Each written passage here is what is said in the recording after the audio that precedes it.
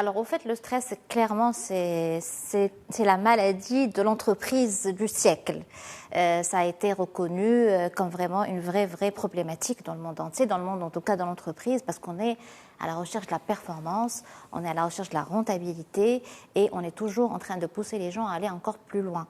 Donc, c'est quelque chose qui, même les psychologues et les psychiatres sonnent aujourd'hui le signal d'alarme par rapport à ce fléau mondial, d'ailleurs, qu'on ressent dans toutes les entreprises et qui, aux États-Unis, on a des statistiques, mais en tout cas qui sont publiées, aujourd'hui, c'est 120 000 décès par an.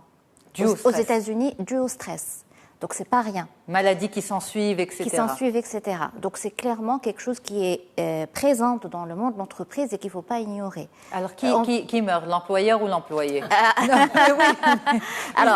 Alors maintenant, qu'est-ce qui fait que... Moi, je dirais d'abord, c'est un environnement économique d'abord. Parce que l'environnement économique met de la pression sur les entreprises pour toujours aller chercher des éléments d'élite. Donc, on est dans la recherche de l'élite, on est dans la recherche de la performance. Et donc, forcément, qu'est-ce que le stress? Ça serait intéressant de dire qu'est-ce que le stress. Le stress, il vient du fait que la personne va ressentir, au fait, une perception entre... Il y a une différence importante entre les contraintes et l'environnement du monde extérieur et comment elle perçoit ses ressources pour faire face à ces contraintes. Donc, il y a un gap important. C'est-à-dire que ce qu'on est en train de lui demander, en tout cas sa perception de ce qu'on est en train de lui demander, dépasse comment elle perçoit sa capacité à répondre à cette demande.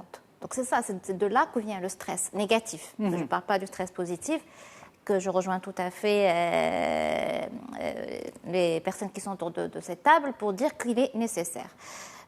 Donc voilà, ça vient de là. Donc au fait, l'employeur essaie de mettre en place des choses, essaie de mettre en place de la formation de gestion de stress. Parfois même, il y a des entreprises qui vont plus loin, qui mettent de la méditation, de la respiration, du bien-être, etc.